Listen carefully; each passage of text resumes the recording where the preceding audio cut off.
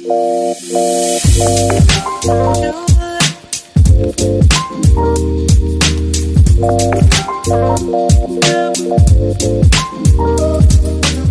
vamos dar início. Hoje nós vamos falar da ceifa e da vindima. Só para nos sintonizar, nós estamos no último período da Grande Tribulação, entrando na última trombeta. A última trombeta, só para explicar, nós estamos naquele intervalo da sexta para a última trombeta. A última trombeta nós já estudamos, já fizemos a introdução dela, mas ela só começa a partir do capítulo 16, né? Mas dentro desse período aqui é o período dessa sétima trombeta. Porque quando nós estudamos o capítulo 11, nós aprendemos que é nos dias, então não é só no 11. Então começou no 11, introduziu até o final do Apocalipse, nós estamos dentro. Lembrando que nós estamos, hoje é a ceifa daquela igreja que permaneceu durante os 3 anos e meio de grande tribulação na terra. Aquela igreja que nós vimos que ela foi escondida, lá no capítulo 12, que ela foi escondida no deserto do poder do dragão, né?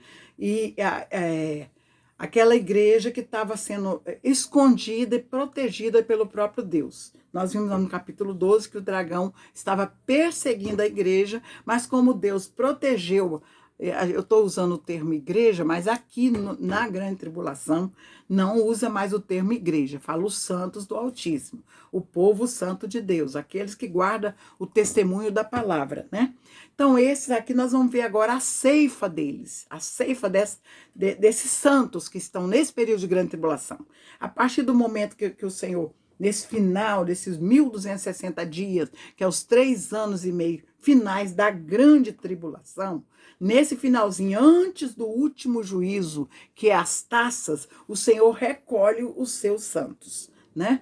Ele recolhe. E agora é o momento, nós já estamos já dentro desse período que já está finalizando o período de 1260 dias, embora a gente só vai ver o relato disso lá no 19, mas dentro da palavra, esse aqui nós estamos vendo, desde o capítulo 11, esses paralelos que há dentro desses 3 grupos de 7, que é os 7 selos, as 7 trombetas e as 7 taças, né?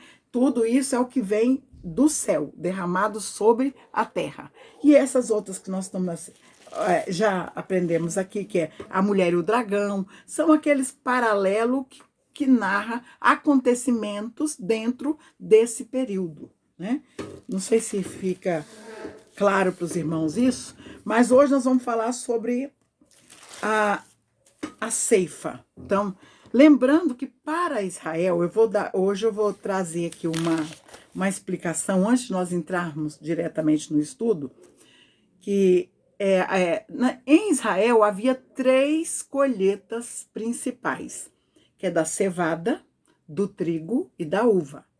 Da cevada, do trigo, era feito no verão.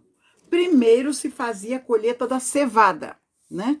A cevada, simbolicamente, espiritualmente falando, ela simboliza a igreja que será arrebatada antes do período da Grande Tribulação, da qual nós fazemos parte, né? Então, nós vamos estudar essa parte, aqui no decorrer do estudo vai ficar claro. E a colheita do trigo é simbolicamente essa colheita aqui, que está dentro do período da Grande Tribulação.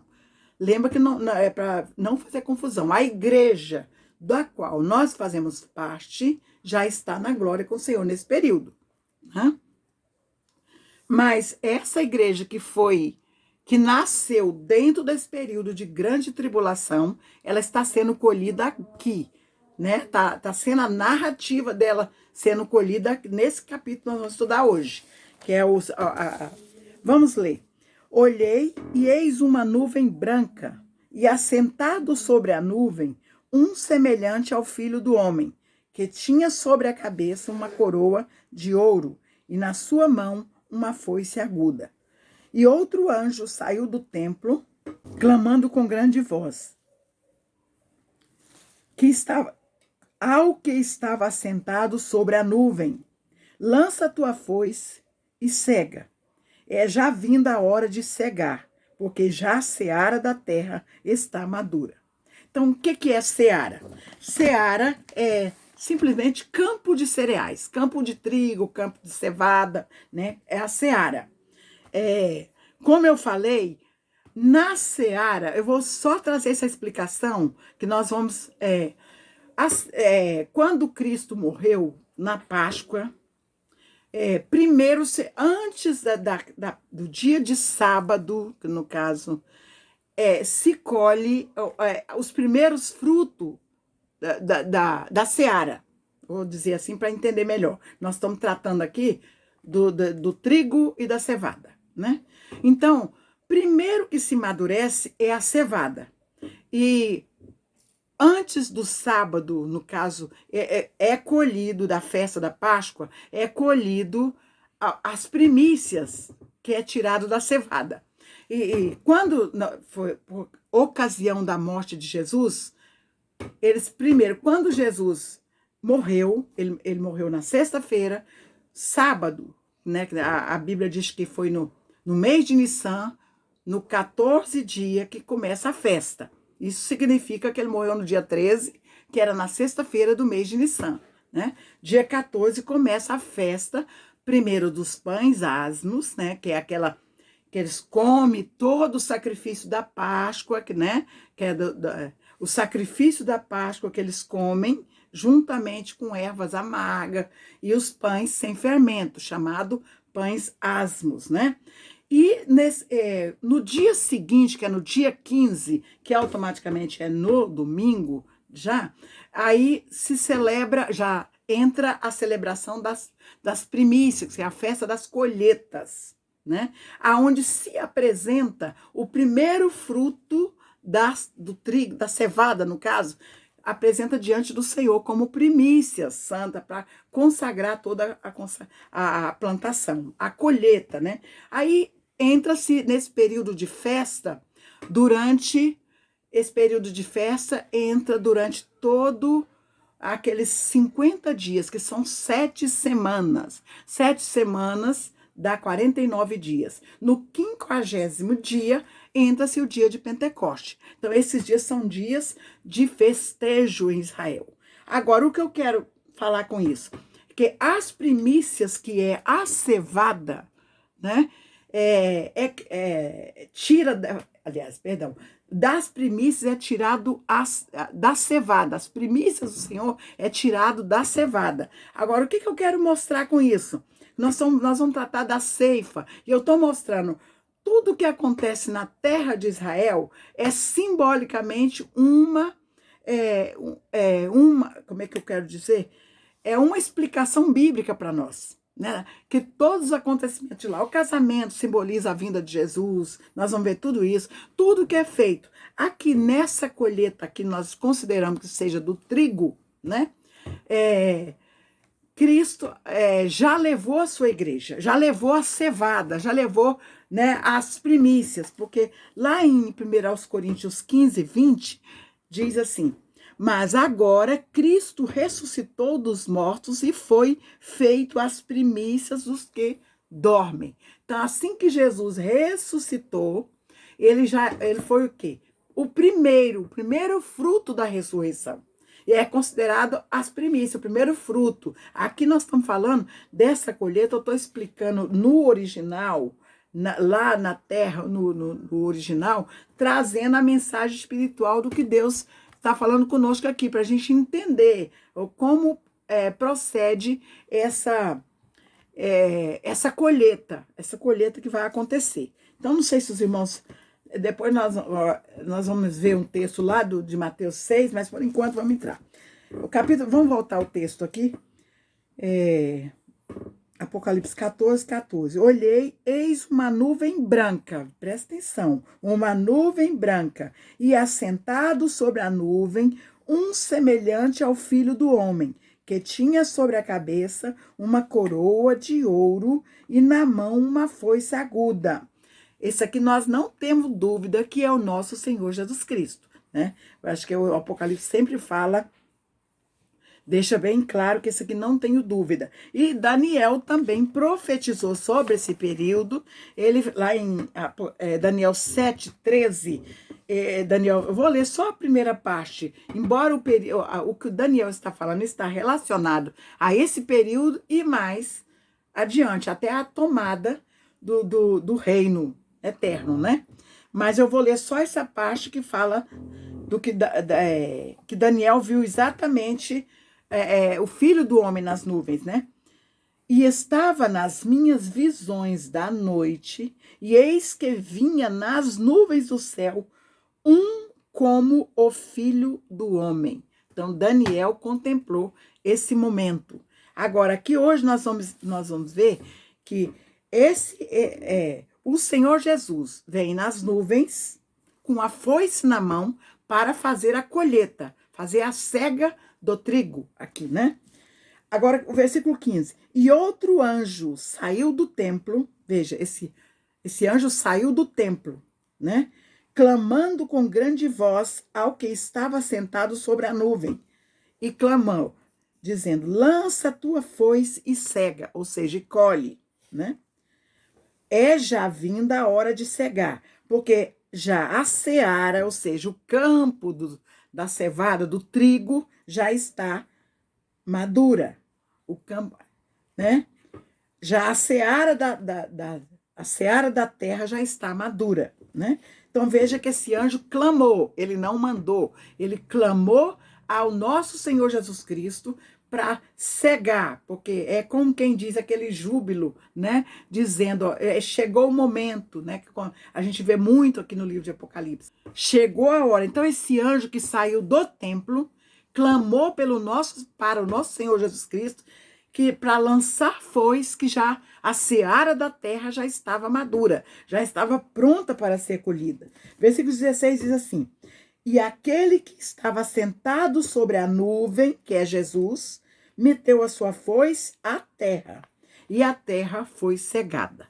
Então aqui nós estamos vendo a narrativa do momento que o Senhor colheu os seus santos desse período sombrio da grande tribulação. Lembra que essa aqui não é a primeira colheita, né? Nós já vimos os mártires que já está com o Senhor na glória, nesse período já estava. Depois nós vimos os 144 mil, como o filho varão, no momento que ele subiu, houve guerra no céu, estava já no céu, no Monte Sião, juntamente com o Cordeiro, né? E agora nós estamos vendo aquela igreja que ficou na terra, ser protegida pelo Senhor, e aquele remanescente que foi perseguido por causa do testemunho da palavra de Deus, foi perseguido pela tirania do anticristo, esses agora está sendo colhido da terra, colhido, é diferente de arrebatamento.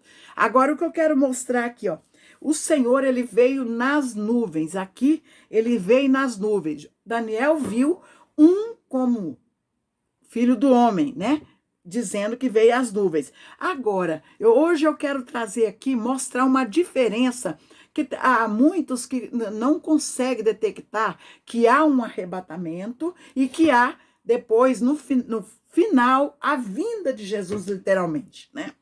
Aqui ele vem nas nuvens para a colheita dos seus santos, dos seus fiéis, desse período da grande tribulação. Então ele colhe esses e leva para ele. Esses no período que vai derramar as taças, que é a finalização, a concretização desse período de ira de Deus sobre a terra, esses santos não estarão mais, já foram colhidos. Eles vão permanecer até 1260 dias, até 3 anos e meio, né? E no final desses 3 anos e meio, eles são colhidos, e no momento do juízo de Deus na terra, que vai acontecer, que nós vamos explicar isso, porque Daniel, lá no capítulo 12, ele acrescenta mais 30 dias no período de grande tribulação.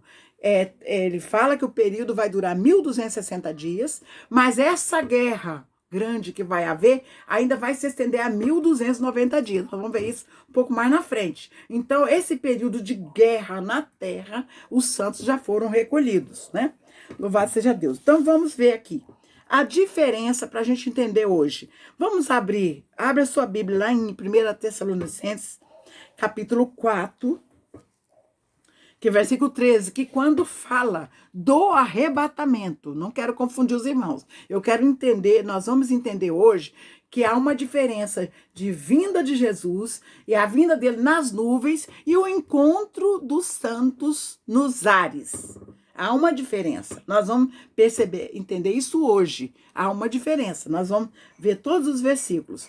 Essa encontro com o Senhor nos ares é um rapto da igreja, aonde ninguém vai ver. Os santos, quando piscar, já está com ele lá na glória, né? Então, a terra não vai ver Jesus buscar a igreja no arrebatamento. Por isso que nós vamos ver agora, claro, aqui diz, ó, se você quiser ler, eu vou ler só o pedaço que nos importa aqui. Ó, os que dormem em Cristo ressuscitarão primeiro, e nós, os que ficarmos vivos, seremos arrebatados juntamente com eles. Com eles quem?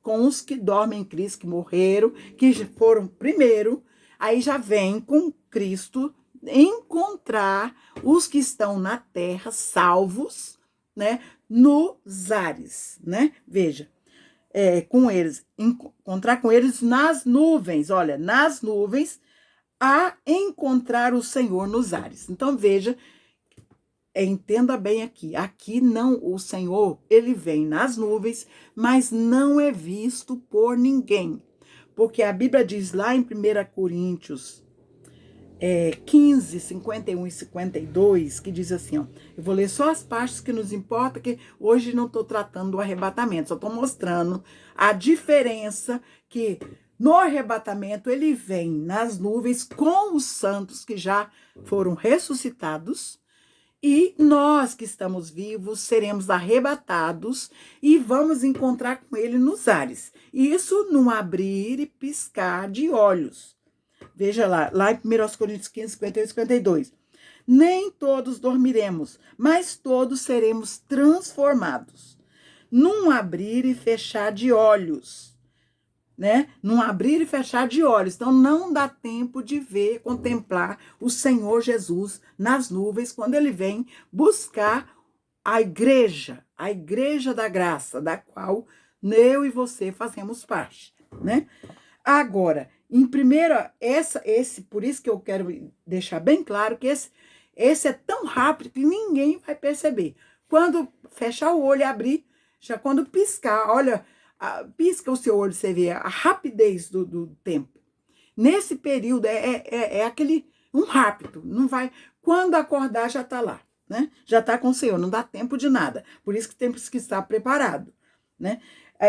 Essa aí é o rapto que Jesus, quando vem como ladrão. Por isso que a Bíblia diz que ele vem como ladrão, porque ninguém espera. Agora, a vinda dele, literalmente, quando ele vem, todo olho verá. É como um relâmpago que sai do Oriente e se mostra no Ocidente. Todo olho vai ver. Quando ele vir resgatar o seu reino, né? Guerrear com o anticristo e tomar, né, aquilo que está nas mãos de Satanás. Esse todo olho vai ver. Aqui, o Senhor Jesus vem às nuvens e colhe os seus santos, né? Só para, eu deixei aqui o 1 Tessalonicenses 5, 1 e 4, só. Vós sabeis muito bem que o dia do Senhor, o dia que está maiúsculo, falando do próprio Cristo. Vós sabeis muito bem que o dia do Senhor virá como ladrão de noite. Então, eu só estou pegando essas partes para fazer essa diferença, para a gente entender a diferença aqui, do que está se tratando. Agora, ainda lá em Apocalipse 1, 7, né? Lá relata o seguinte: eis que venho com as nuvens, e todo olho verá, até os mesmos que o transpassaram. Todas as tribos da terra se lamentarão sobre ele. sim com exclamação e amém com exclamação. Então veja que aqui em Apocalipse está dizendo que aqui, quando ele vir nas nuvens, né? Que ele vir nas nuvens para guerrear, todos vão ver, todos vão ver quando Jesus vir. Agora, essa colheita aqui ainda não é essa vinda de Jesus, ainda. Mas ele está colhendo os seus, porque esse período da terra, no período da guerra final, o confronto final, que as nações se reunirão no lugar chamado, onde a Bíblia chama de Vale de Megido, ou Megido, né? O Vale de Josafá, também fala do Armagedon, onde vai haver uma grande guerra, né, entre as nações ali contra Israel, né?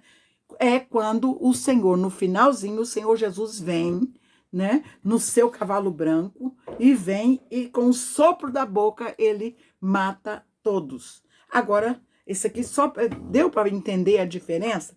Então, Cristo nas nuvens aqui ainda não é a vinda que ele vem para guerrear, não é ainda. Ele está colhendo os seus e vai vindimar as uvas, né? Vai reunir todos os ímpios da terra, reunir para jogar no lagar da ira. Nós vamos ver isso. Agora vamos entrar nessa segunda parte. Versículo 7. E saiu, nós estamos no capítulo 14, versículo 17 agora, tá? De Apocalipse. E saiu do templo, veja que é o segundo que sai do templo. O primeiro saiu exclamando com grande, falando para o nosso Senhor lançar a foice e cegar a terra, porque a seara estava madura. O primeiro estava clamando ao Senhor. Agora, esse segundo anjo sai do templo também. Saiu do templo que está no céu, esse é o templo do céu, não é o templo da terra. Ontem eu ainda citei sobre, no nosso culto, eu falei sobre que o céu é o original de todas as coisas. A terra é cópia do céu. Tudo, principalmente Jerusalém. E lá no final do estudo do Apocalipse, no capítulo 21, nós vamos ver que a nova Jerusalém, a Santa Jerusalém de verdade, aquela que foi copiada de cá, vai descer e tomar lugar. Aí o espiritual toma o lugar do que é material. O material desaparece. Mas a sombra é o original que está lá. Por isso que eu falo, a gente olhando para lá não vai entender nada, porque nós estamos vendo concreto velho, tudo velho, mas quando vir as ruas de ouro, né? Os muros da cidade tem as 12 pedras preciosas, não é tijolo, não. É pedras preciosas, coisa que brilha, não precisa de sol para brilhar, porque o brilho do nosso Senhor Jesus vai ofuscar aquelas pedras e vai trazer a luz para as nações. Essa é a Jerusalém verdadeira. Ali só é uma sombra, né? Mas grosseiramente, porque o material não se compara ao espiritual. E saiu do templo, no versículo 17 ainda, saiu do templo que está no céu outro anjo. Presta atenção, agora outro anjo saiu do templo, outro anjo. Saiu do templo também, já é o segundo, né? O qual também tinha uma foice aguda. Esse anjo aqui que saiu do templo tem uma foice aguda. 18. E saiu do altar outro anjo que tinha poder sobre o fogo e clamou com grande voz ao que tinha a foice aguda, dizendo: lança a tua foice aguda e vindima os cachos da vinha da terra, porque já as suas uvas estão maduras. Agora aqui, nós estamos falando da ceifa, que é de cereais, que é do trigo, que são os santos. Aqui nós vimos lá em Mateus, vou ler antes de comentar esse outro aqui, Mateus 20, 13, eu quero que você acompanhe essa leitura, que é muito importante a gente entender que aqui está falando desse período aqui, da colheita do trigo, da colheita. Diz assim, é uma parábola, sabemos que é uma comparação. E o Senhor Jesus começou a falar por parábola, por quê? Porque para cumprir a palavra do profeta Isaías, que diz, esse povo escuta eles ouvem com os ouvidos, mas não entendem. Vê com os olhos, mas não conseguem enxergar, porque o coração deles está endurecido, né? Então, por isso que o Senhor Jesus começou a falar por parábola, para cumprir essa profecia de Isaías, né? Que aí só aqueles que têm entendimento do Senhor é que vão entender. Aqueles que estão de fora não compreendem a palavra de Jesus, o ensino de Jesus através das parábolas. Aqui ele usou essa parábola dizendo sobre a parábola do trigo e do joio. Eu vou ler só umas partes principais. E propôs-lhe outra parábola, Jesus falando, dizendo: o reino dos céus é semelhante ao homem que semeia a boa semente no seu campo. Mas dormindo os homens, olha que o nosso sentido dorme, né? Veio o seu inimigo e semeou o joio no meio do trigo e retirou-se. Agora eu vou ler lá na frente. Vou pular as partes que todos já conhecem essa passagem, mas a mensagem que eu quero trazer hoje é sobre essa colheita, né? Como ela será feita no fim dos tempos, realmente, na consumação do mundo, né? Então, e os servos lhe disseram: queres, pois, que vamos arrancá-los? Jesus disse: não, para que, ao colher o joio, não arranquemos também o trigo com ele. Então, veja que os dois cresceram juntos. Não quero entrar nesse contexto, mas a mensagem que eu quero trazer é o que nós estamos estudando hoje, né? Versículo 40, diz assim: assim como o joio é colhido e queimado no fogo, assim será na consumação deste mundo. Agora, mandará o Filho do Homem os seus anjos, e eles colherão do seu reino tudo que causa escândalo, os que cometem iniquidade, e lançá-lo-ão na fornalha de fogo. Ali haverá pranto e ranger de dente. Versículo 43. Então, os justos resplandecerão como o sol no reino de seu Pai. Quem tem ouvidos, ouça o que o Espírito diz às igrejas. Então, veja que mensagem que o Senhor Jesus está trazendo aqui. Ele vai colher do seu reino, tirar fora tudo aquilo que não é dele. E vai lançar, no final de tudo, vai ser lançado na fornalha de fogo que vai queimar eternamente. Mas os justos resplandecerão como o sol no seu reino, no reino de seu Pai. Né? Então, veja, os justos resplandecerão no reino do Pai e os outros vão perecer. É o que nós vamos ver agora na vindima das uvas, porque sabemos que nós falamos sobre a colheita, a colheita dos cereais são no verão, né? Que para Israel o calendário judaico é diferente, é março e abril. Mas a colheita da uva é no 7º mês, que se for comparar com o nosso calendário, pega de setembro, meados de setembro a meados de outubro, né? Que é a colheita das uvas. Agora vamos ver o que vai acontecer na colheita das uvas.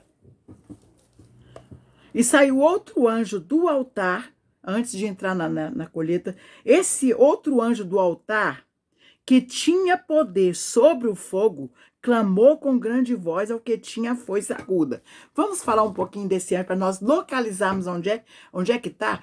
Quando iniciou o toque das trombetas, lembra volta lá no capítulo 8, nós vamos identificar, esse anjo, ele tem poder sobre o fogo. E aonde é que ele está? No altar de incenso, lá no céu, no altar de incenso. Vamos ver aqui no versículo 3, ó. Só para a gente entender o período. Aqui vai ser o começo, tá no último selo, e vai dar início à abertura dos 7 selos. Então, para os irmãos entenderem que nós estamos fazendo uma sequência. Diz assim, ó, versículo 3 do 8. E veio outro anjo e pôs-se junto ao altar. Isso aqui quando ia começar a derramar o juízo das trombetas. Embora o juízo da trombeta foi atingido apenas a terça parte de tudo que foi dito. Não foi a totalidade. Agora, nas taças, é o cumprimento total. É como se fosse a continuação das trombetas. Aí vai ser a destruição 100%, porque aqui só é a terça parte. Mas o que eu quero mostrar aqui nesse texto que eu voltei é só de onde esse anjo que saiu do altar, que tem poder do fogo, que vai mandar o outro anjo que saiu do templo lançar a foice, que esse outro anjo é que vai recolher as uvas, que é os ímpios da terra, né? Ó, o outro anjo pôs-se junto ao altar, tendo um incensário de ouro, e foi-lhe dado muitos incensos para o pôr com as orações dos santos, de orações de todos os santos sobre o altar de ouro que está diante do trono. E a fumaça do seu incenso subiu com as orações dos santos, desde a mão do anjo até diante de Deus. Versículo 5 é a chave. E o anjo tomou o incensário e o encheu de fogo. Isso aqui eu estou dizendo, que estou mostrando que esse anjo que tem poder sobre o fogo, né? São os anjos sacerdotes, que tem a função do sacerdote que cuida do altar de incenso. Lembra lá no Velho Testamento? Esse estudo eu já expliquei lá no capítulo 8, né? Mas eu estou trazendo aqui, porque aqui um anjo saiu do templo e esse anjo que tem poder do fogo, que está junto ao altar, vai pegar esse fogo, a soma das orações de todos os santos, de todos os tempos, juntamente com todo o juízo de Deus que será derramado, que é a cobrança, é a vingança do Todo-Poderoso sobre toda a impiedade da terra. Né? Então veja que esse anjo aqui, ele está saindo do altar, ele tem poder do fogo, porque o altar, ele controla o fogo do incenso, é um incensário, é o fogo santo de Deus que queima todos os dias, 24 horas do dia, o fogo não se apaga. Vamos continuar. Então o anjo, versículo 18, para a gente dar seguimento. E saiu do altar outro anjo, que tinha poder sobre o fogo, e clamou com grande voz ao que tinha a foice aguda, dizendo: lança a tua foice aguda e vindima os cachos da vinha da terra, porque já as suas uvas estão maduras.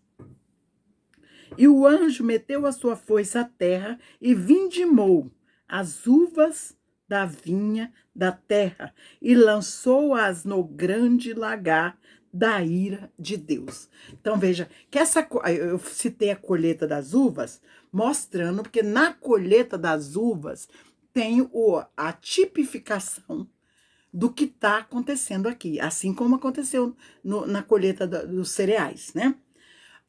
O que acontece na colheita da uva? Eles recolhem a uva, lançam naquele grande tanque que tem os furos em volta e vão pisando, esmagando, tirando todo o suco da uva para fazer o vinho, né?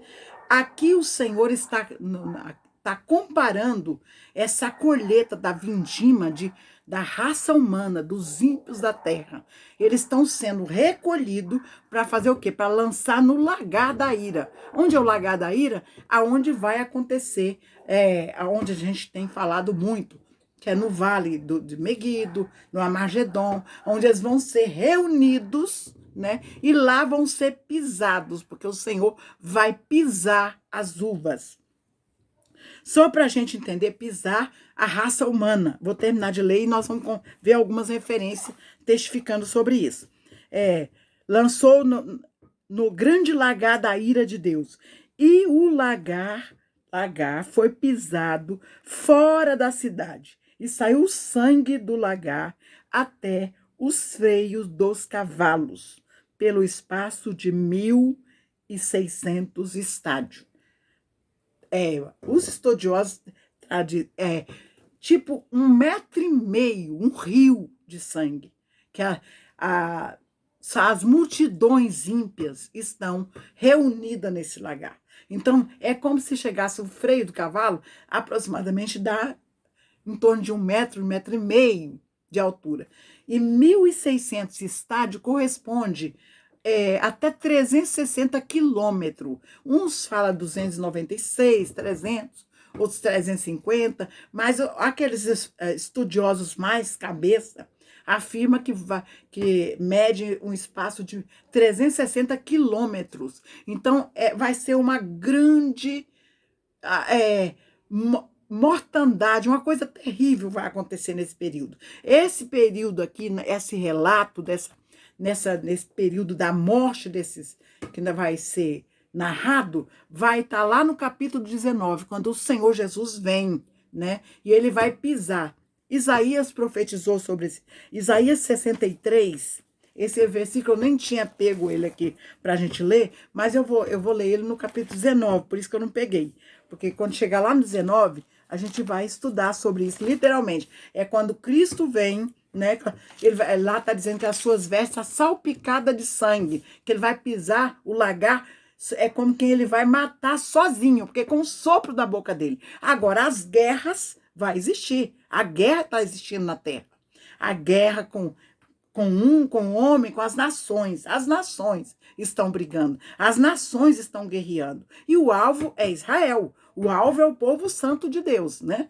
Mas quando o Senhor vir para guerrear, para matar com o sopro da sua boca, é como quem as escrituras diz que ele vai pisar o lagar, ele vai salpicar suas vestes como pisar sozinho, porque ninguém é páreo para guerrear com Jesus. Guerreia com os santos, com os homens. Mas com Cristo, não. O sopro da sua boca, a espada que sai da sua boca, uma palavra. Lembra daquele estudo que nós tivemos ainda, estava nas cartas? Nós falamos sobre o sopro, quando Judas traiu Jesus, que veio os maiorais para pegar, as autoridades pegar Jesus, quando Jesus falou assim, a quem buscais? Ele falou que era Jesus falou assim, sou eu? Caíram para trás? Lembra disso que eu trouxe no estudo? Então, isso é para dar um exemplo da espada aguda que sai da boca do Senhor Jesus, né? Ele não vai precisar pegar a espada e guerrear com um com o outro, não. Ele libera a palavra e todos já estão eliminados, mortos, né? Isaías 63, eu nem peguei esse versículo, tomara que eu ache ele fácil, porque nós vamos estudar sobre ele, como eu disse, lá no 19, por isso que eu não fiz questão de pegar, mas fala que ele vai pisar o lagar, no 63, se alguém tiver aí a achar, vou ver o versículo 3, só o 3, achei já. Eu sozinho pisei no lagar, e dos povos ninguém se achava comigo, e eu os pisei na minha ira e os esmaguei no meu furor. E o seu sangue salpicou as minhas vestes e manchei toda a minha vestidura. Aqui é tipificado Isaías profetizando esse momento, onde Cristo vai pisar o lagar do vinho da ira de Deus, né? Que é a ira dele, ele não vai descer para pisar literalmente, mas aqui está mostrando a simbologia da colheita das uvas, porque essas nações ímpias, ou povo ímpio que não deu ouvido à pregação do evangelho, né, que depois que a igreja foi colhida, ainda nós vimos na aula passada, né, que houve aqueles 3 anjos, um gritou o evangelho eterno, gritando, falando o evangelho eterno de juízo, que nós hoje estamos no evangelho da graça de Deus, do reino de Deus, o evangelho do reino, o evangelho da graça, né? Aqui, no 14, quando o Senhor já não pode deixar os seus santos, os anjos vão sair proclamando, gritando o evangelho eterno. Nós vimos que o terceiro anjo gritou, vou voltar lá só para a gente ver. O terceiro anjo seguiu o terceiro anjo, estou no 14 de Apocalipse, que foi na aula passada, versículo 9 em diante, dizendo com grande voz, se alguém adorar a besta e a sua imagem e receber o sinal na testa ou na mão, também o tal beberá do vinho da ira de Deus, que se deitou, não misturado, no cálice da sua ira, e será atormentado com fogo e enxofre diante dos santos anjos e diante do Cordeiro. Então aqui, o terceiro anjo está proclamando esse evangelho eterno, falando, né? Porque mesmo depois, só que aqui, nesse período, ele está falando que não vai, no momento dessa ira derramada aqui, que vai pisar o lagar, que vai derramar sobre as taças, sobre a terra, não vai ter misericórdia. É a ira sem mistura, não tem misericórdia. Que nós vimos até aqui, no toque das trombetas, nós vimos que era uma terça parte, ainda teve oportunidade de salvação, quem não recebesse o sinal da besta, né? Mas aqui, depois que vai derramar o final da ira de Deus, que é nas 7 taças, não tem mais misericórdia. Não tem misericórdia. Mas o anjo de Deus está proclamando. Se alguém ainda aceitar, ainda há oportunidade. Nós vamos ver isso porque, com certeza, quando Cristo vir nas nuvens, muitos dos judeus, principalmente, vai aceitar Jesus, que vai reconhecê-lo e vai aceitar, e vai se arrepender dos seus pecados e ainda será salvo. Porque nós sabemos isso, sabe por quê? Porque nesse confronto, eles vão reconhecer, e esses que estão nesse momento do confronto, logo em seguida vence o milênio, depois que terminar esse período de grande tribulação, eles vão entrar no milênio naturalmente como eu e você. Porque no milênio vai haver nascimento de vidas, vai haver, tanto que depois que Satanás vai ser solto, depois dos 1000 anos, vai enganar muita gente. Mas aqueles que já estão salvos na glória, que já estão com o Senhor na glória, esses não vão voltar para pecar de novo e não vão ter relacionamento, nascer filhos, não. Esses que vão confessar o Senhor no momento da vinda dele nas nuvens, esses entrarão para o milênio naturalmente como eu e você. Esses vão procriar, né? Vai nascer muitas pessoas. Nós vamos estudar isso quando estiver falando do milênio. Nós vamos ver claramente sobre essas coisas, né? Então veja aqui, agora só para confirmar que ele pisou sozinho o lagar da ira, vamos lá para o 19, que é exatamente o momento que nós vamos ver o Senhor, o retorno dele literalmente. Versículo 19 é a partir do 11, mas eu quero ler só a partir do 15 aqui, ó. Versículo 15, 19, 15. E da sua boca saiu uma espada para ferir com ela as nações, e ele as regerá com vara de ferro, e ele mesmo é o que pisa o lagar do vinho, do furor, da ira de Deus, o Todo-Poderoso. Está confirmando o que Isaías profetizou lá, que as suas vestes ficou salpicada de sangue. Agora, nós estamos mostrando aqui o Senhor Jesus, né? Que literalmente, quando fala ele mesmo vai pisar o lagar da ira, porque ele mesmo vai executar o juízo sobre a terra. É ele que vai derramar o juízo. E diz que esse juízo virá, como falou aqui no 14:10, que vai beber do vinho da ira de Deus que se deitou, não misturado, no cálice da sua ira, e será atormentado com fogo e enxofre diante dos santos anjos e diante do Cordeiro. E a fumaça do Senhor, isso aqui já está falando, já prolongou até o lago de fogo, né? Mas essa está falando da ira de Deus que será derramada, que vai pisar o lagar sozinho, porque ele mesmo, com o sopro da sua boca, vai desfazer. Mas lembra que o palco na terra, o cenário da terra é guerra, é morte, é mortandade, né?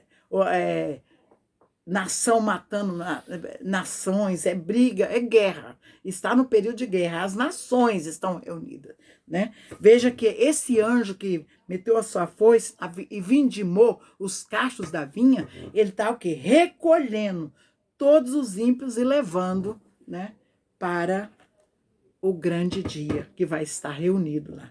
Os irmãos entendeu? Porque nós estamos lendo, mas a gente aqui está narrando os acontecimentos que vão acontecer. Esse anjo, ele vai recolher todos os ímpios, principalmente da nação de Israel.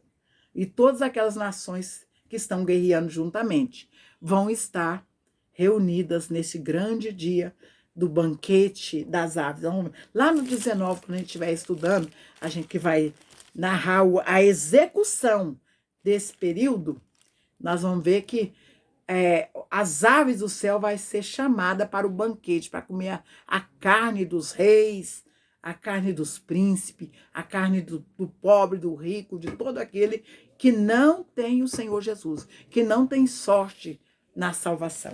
Louvado seja Deus. Então, por hoje, nós vamos ficar por aqui. Se alguém tiver alguma dúvida,